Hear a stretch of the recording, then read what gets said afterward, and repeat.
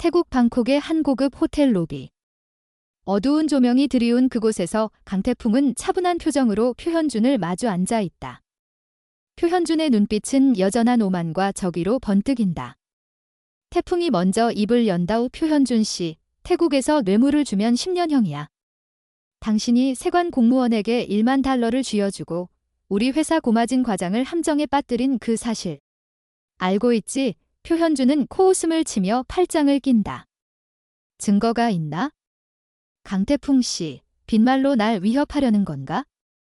당신네 아버지가 남긴 그 정의로운 이미지도 이제 빛바랜 지 오래됐어. 증거 없이 날 건드리면 오히려 당신이 고소당할 텐데. 태풍의 입가에 미소가 스멀스멀 피어오른다.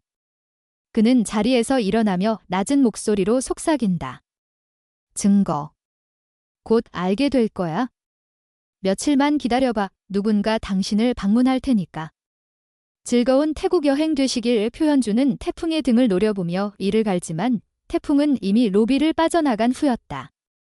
그날 밤 표현준은 호텔방에서 불안한 마음으로 창밖을 바라본다.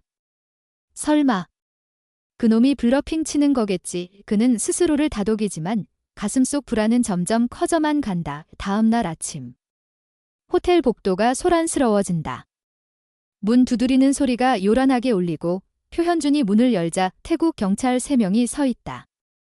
그들의 표정은 단호하다. 표현준 씨, 당신을 뇌물공여 혐의로 체포합니다. 세관 공무원에게 1만 달러를 건네 고마진 씨를 모함한 증거가 확보됐어요. 표현준의 얼굴이 창백해진다. 뭐야? 이게 무슨 증거라니? 그게 어디서 나왔어? 그는 버둥거리며 저항하지만 경찰은 수갑을 채우며 그를 끌고 간다에 태풍 상사 일행이 남차야 항구에 도착합니다. 미선은 격리 출신답게 항구를 사진으로 남깁니다. 모든 과정을 꼼꼼하게 기록으로 남기죠. 고마지는 그런 미선을 보며 비아냥거립니다. 종군 기자인 줄 알겠어. 아휴, 부산스러워. 미선은 기분이 상했지만 자신의 일을 묵묵히 해나갑니다. 이 오주임의 꼼꼼함이 나중에 한 사람의 목숨을 구하는 결정적인 증거가 된다는 것을 이때는 아무도 몰랐습니다. 인맥을 쌓기 위해 고급 클럽에 간 태풍 상사, 거기서 니아캄 그룹의 딸 니차를 만납니다. 스카이한테 얘기 많이 들었어요. 헬멧을 팔려고 한다고요? 태풍의 눈이 반짝입니다. 네, 미국의 까다로운 안전 기준을 통과한 우수한 헬멧입니다. 니차가 말합니다. 저희 그룹도 헬멧 사업을 하고 있어요.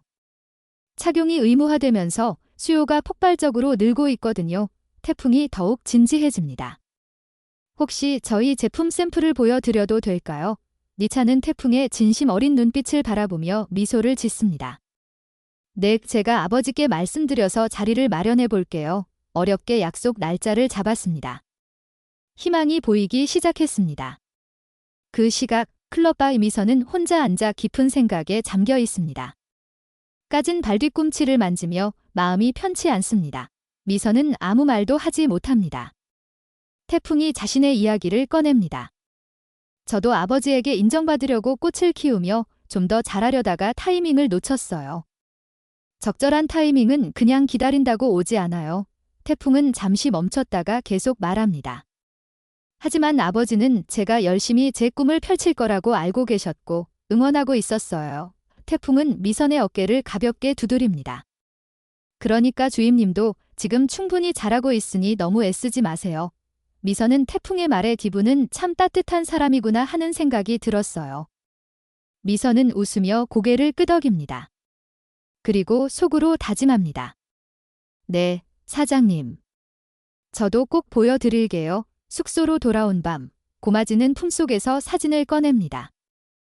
가족을 먹여 살리려고, 부모님께 효도하려고 하루하루 악착같이 사는 그 가장의 무게 말입니다. 바로 그때 쾅쾅 문을 두드리는 소리. 경찰이 들이닥칩니다. 고마지는 경찰서로 연행됩니다. 시끄러운 경찰서 안, 고마지는 혼자 중얼거립니다. 간신히 숙소로 돌아온 미선과 태풍. 미선이 근심 가득한 얼굴로 말합니다. 사장님, 이제 어떻게 하죠? 태국에서는 적은 금액이라도 뇌물죄가 성립된다고 들었어요. 혼란스러운 표정으로 잠시 말이 없던 태풍이 묻습니다.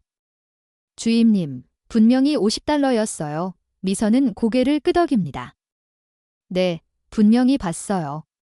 제가 사진 찍을 때 그 순간. 둘은 동시에 외칩니다. 맞다. 사진. 그거라면 증거가 될 수도 있을 거예요. 둘은 사진관을 찾아 헤매다. 하지만 늦은 시간이라 문은 굳게 닫혀 있습니다. 태풍은 영어로 외칩니다. 플리즈, 오픈 더 도어. 아무 반응이 없습니다. 그때 미선이 나섭니다. 태국어로 애타게 외칩니다. 제발 문 좀 열어주세요. 부탁입니다. 이 미선은 몇 번이고 간절하게 소리칩니다. 여러분, 이 장면을 보면서 저는 소름이 돋았습니다. 미선이 그동안 밤을 새워가며 태국어를 공부한 게 바로 이 순간을 위해서였구나. 이것이 진짜 상사맨의 자격입니다. 결국 사진관 주인이 문을 열어줍니다. 그렇게 어렵게 사진을 현상하는데 성공합니다. 사진을 들고 숙소로 돌아온 태풍과 미선. 미선이 말합니다. 사장님, 사진만으로는 $50인지 $10,000인지 알 수가 없어요.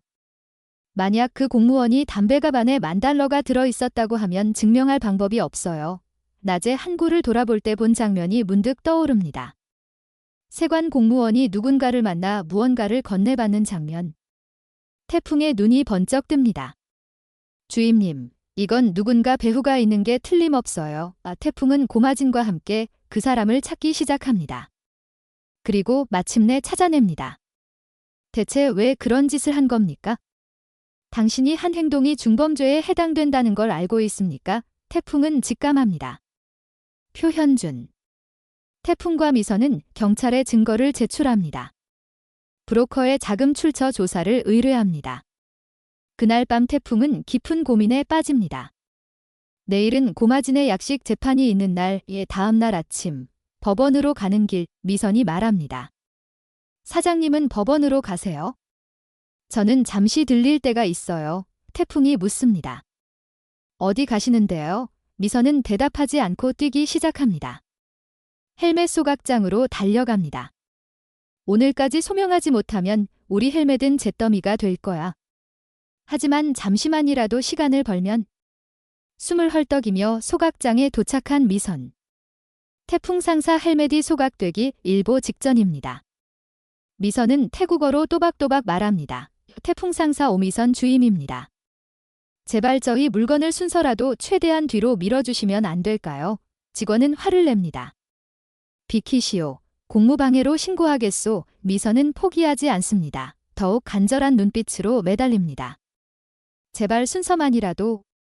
한 가정의 아빠이고 남편인 한 사람의 운명이 달려 있습니다. 제발 한 번만 다시 생각해 주세요. 미선의 눈에서 진심 어린 눈물이 흐릅니다. 직원은 미선의 간절한 눈빛에 잠시 망설이다 말합니다. 좋소. 그러면 오늘 저녁까지만 밀어주겠소. 미선은 허리를 깊이 숙여 인사합니다. 감사합니다. 정말 감사합니다. 그 시각 법정. 세관 공무원 아티는 주장합니다. 제가 저 사람에게 $10,000를 받은 게 맞습니다. 하지만 이상한 점이 있습니다. 가티가 돈을 받았다고 주장하는 시간과 장소가 실제 고마진이 준 시간과 장소와 다른 겁니다. 그걸 증명해 준 게 누구일까요? 바로 미선의 사진이었습니다. 고마진이 종군 기자 같다고 비웃었던 그 꼼꼼한 기록이 지금 그의 목숨을 구하고 있는 겁니다. 그리고 태풍이 의뢰한 브로커의 자금 출처가 드러납니다. 자금 출처는 바로 표현준 회사에서 나온 돈이었습니다. 저는 시키는 대로 심부름만 했습니다. 브로커는 증거 앞에 어쩔 수 없이 사실을 말합니다.